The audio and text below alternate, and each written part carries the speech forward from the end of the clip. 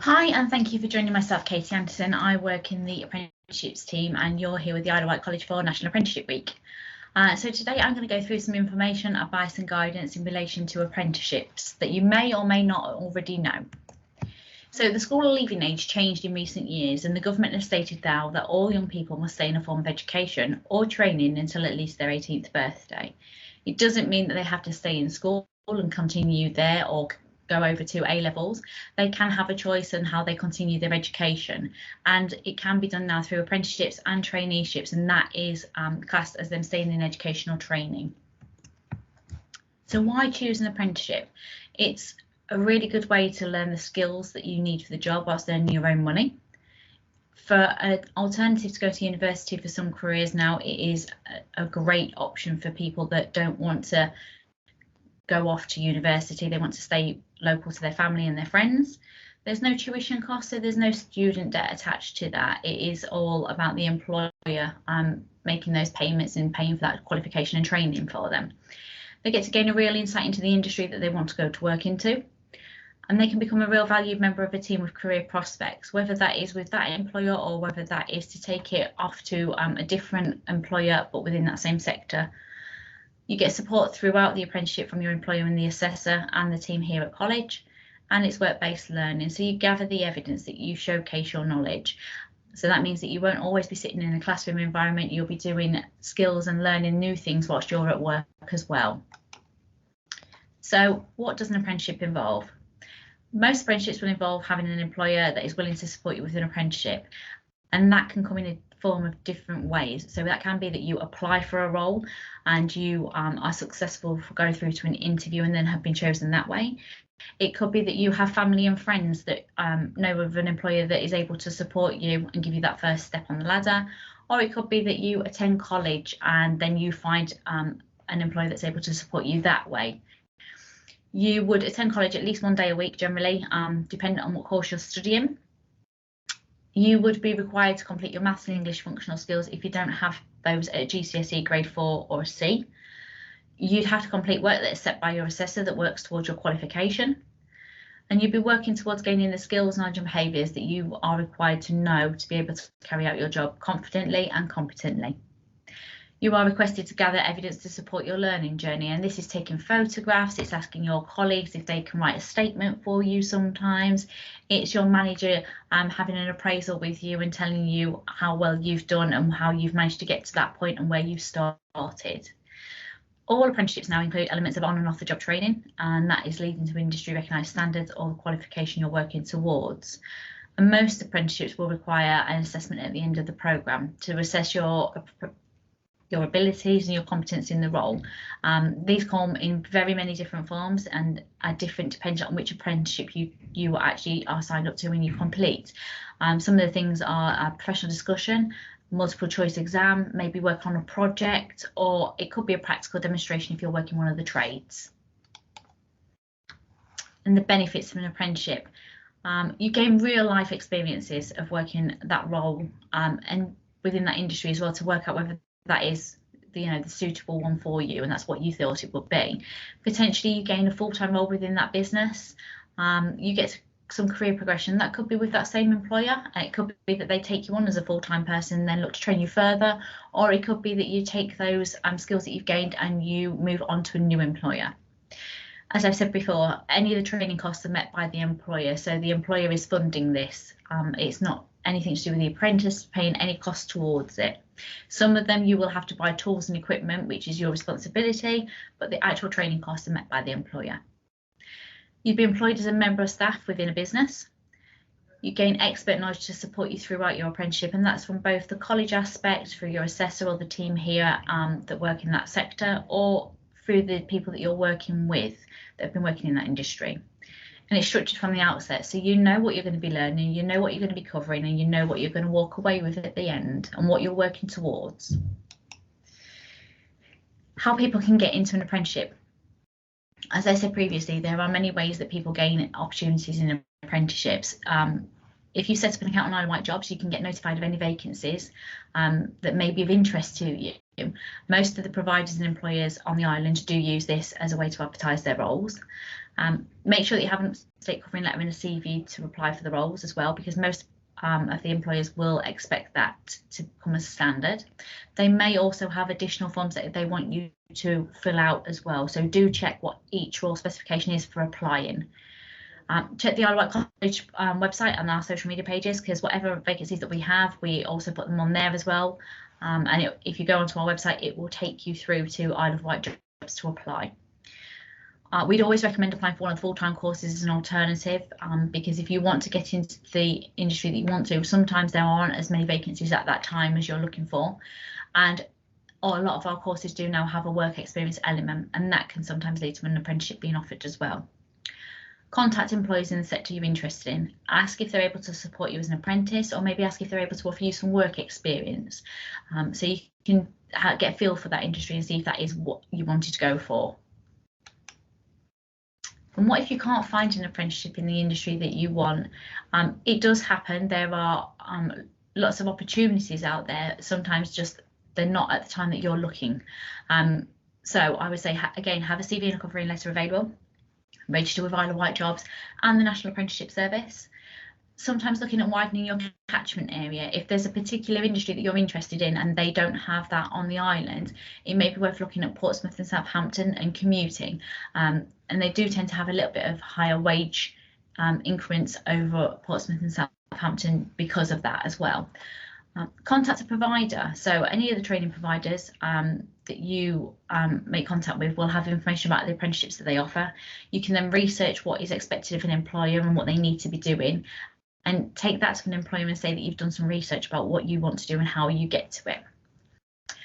Contact the local businesses to see if they can support you. Again, ask family and friends and see if there's anybody that knows somebody that may be able to ask a question or put you in the right direction. Get yourself out there and finding potential opportunities that may be there that they may not have thought about having an apprentice before. And again, apply for a place on the full-time course in the industry, because if you don't have that at the time, it's a good backup. And if you find an apprenticeship at a later date, you can always decline that place. It's better to have something in an industry that you're wanting to go into as a support mechanism there, than worrying about where and how you're going to get in there. Job searching and some tips for applying. So research the industry that you want to be in, research the companies that are in that industry and find out what they do and how they do it.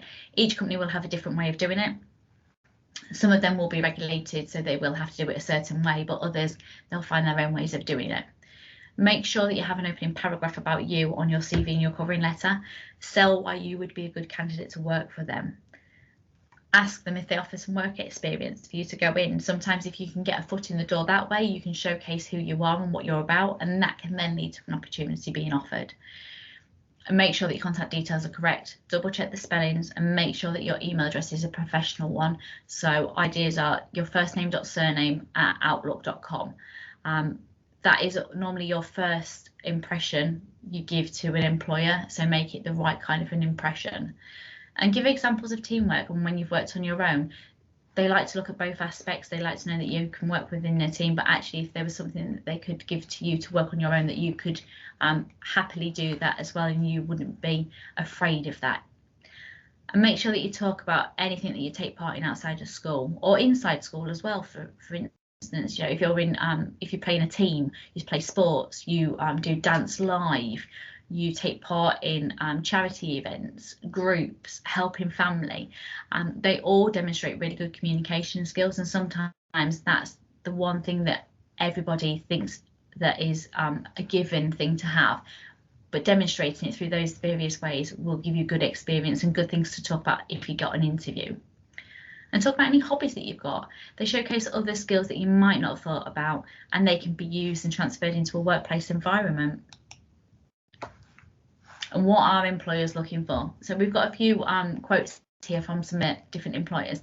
Airbus say that when they're looking for people to apply for their roles, that teamwork's a really important part of the life there. So they look for people who like to collaborate and want to learn, grow and share achievements with others and demonstrate examples of teamwork in your application. Lloyds Banking Group say that their biggest tip across their whole application process is that they want you to be yourself. If you like what they do and you like their vision and you're eager to learn and help them push forward, then they want you to apply for that. At the BBC say refer back to your job descriptions, and they'll help you and consider listing your experiences and skills on a piece of paper next to you, so you don't forget these. Some companies will have it where they have a job description and a personal specification, so look at both of those and apply based on those as well, using your skills and how it would fit in with those items. And Bentley say be prepared, be passionate, be proactive, and take time to understand the industry before you apply. So know what it is that you're going to apply for in the sector and what that can look like for you. So you've applied for a job and you've got to now go and attend an interview. For a lot of people, this is a first interview that they will ever have, and it can be very formal. So every job that you apply for, whether it's an apprenticeship or not, will have an interview process attached to it. And this can be made up of different things, and it's very much dependent on the company and the role and the sector. Some will ask you to attend an interview, and it can be a formal meeting where they ask you questions. Others may ask you to sit an aptitude test as part of the process. This may be if you're in business admin, they want to look at your typing skills and your eye for detail. And other companies may ask you to give a practical demonstration. So if you're looking for carpentry, they may want to see what your hand skills are like or what knowledge you've already got. My tips for this would be that if you're unsure what is being asked of you, check with the company what they would like you to do. Remember to get to your interview 10 to 15 minutes early and research where you're going to so that you know how to get there, what time it's going to take you to get there, and where it is that you're exactly going to. Dress appropriately for the interview. Have questions to ask the employer, and these are generally questions such as what benefits can you offer for training or further development. Be prepared to answer questions about what you've written. So if you've written an application in there, they will ask you questions based on what your application is received to view as. So if you put on there that you're a really good team player because you know how to work as part of a team, you're in a sports group, they will ask a question about that and ask you to give examples of when you've worked as part of a team. Research what the company does. It shows that you're interested in them as a company and you've taken time to find out about them and that you're genuinely wanting that role that they are advertising for. Resilience and coping with being unsuccessful after an interview. Apprenticeships are real jobs, which means there will be multiple people that apply for one role. There are always lots of people after certain roles because that's what they want to do. So the application process can be very competitive, and particularly for when applying with the opportunities with larger companies as well. And many applicants find that they are not successful in securing an apprenticeship within the first few applications, and that's absolutely fine. It is perfectly normal. It is likely that the applicants will have to apply for a few apprenticeships before they are successful.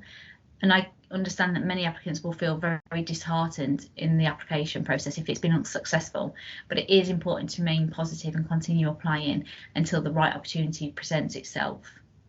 So we've got some tips to stay on track when dealing with an unsuccessful application. Try and remain positive and understand that the process is a competitive industry area as well. Some industries will have very few vacancies, but lots of people will want to be getting a foot in the door and a step on that ladder.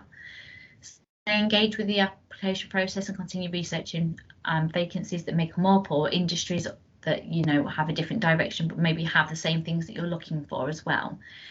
And speak to somebody. If you're wanting to get into a certain area, there may be other options of how to get into that area as well by looking at a different job role or a different sector to get into that. And remember, not everybody gets where they want to be straight away, and that's okay too. Seek some help and support with the application process. Talk to family and talk to friends, teachers and career advisors, or employer websites. They will all give you different tips and tricks that may work for you. Everybody is different and everybody has a different view of applications. And find out about that company's recruitment process as well, so that you know and you're familiar with what the expectation would be of you.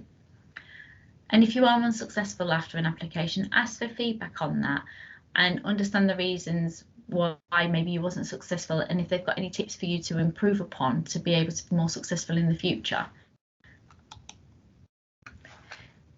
Entry requirements for the apprenticeship. So apprentices can apply for roles as long as they are over the age of 16. So there are No particular entry requirements in that sense, apart from that you have to be over the age of 16, and you can be an apprentice at any age after that. I know of apprentices that are in their 40s and their 50s.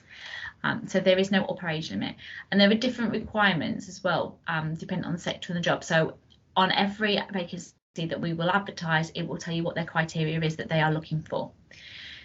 There are some recent changes in legislation that came into effect in regards to English and maths for people on an apprenticeship that may have a learning difficulty or a disability.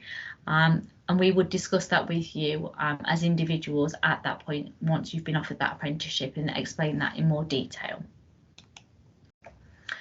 And learners with EHCPs. We work with quite a few different learners that have EHCPs that are carrying out apprenticeships. You would get an updated assessment so that we can assess what additional learning support you may need whilst on an apprenticeship, because it is different to being in a school environment. And this will also help us to be able to support the employers so that they can put anything in place that they need to support you in the workplace environment. And the ALS team here at the college will work with both you as an individual, a tutor, your assessor, to ensure that all the appropriate support is in place prior to you starting the apprenticeship itself. And if you do have any further questions on this, Samantha Rooney is the contact that you would need. And if you wanted to email in, the email address is info@iwcollege.ac.uk, and Sam will be really helpful with helping you with any questions that you may have about that transition from school into the college environment with learners that may need additional support. And apprenticeships and salaries, as I've said before, apprenticeships are paid employment. The minimum wage for an apprentice is £4.30 an hour, and they generally are employed between 30 to 40 hours a week, but many employers do pay more than this. Again, this is dependent on the sector, the region, and the apprenticeship level. Some of the higher level apprenticeships may have additional hours attached to it, or it may have more responsibilities, so their pay would reflect that. And more details on salaries and the criteria that you need will be available on Isle of Wight jobs when you look for your roles. Apprenticeship levels. So there are 4 levels as such. We talk about intermediate, and that's level 2, and is equivalent to 5 GCSE passes, grades A to C, or 9 to 4 in the new terminology. Advanced is a level 3, so that's equivalent to 2 A-level passes. Higher is a level 4 or above, so level 4 and 5, and that's equivalent to a foundation degree and above, dependent on what sector it is and what industry you're in. And then you've got degree, which is level 6 and 7, and that's equivalent to a bachelor's or a master's degree, again dependent on which industry and which sector you're looking at completing those within.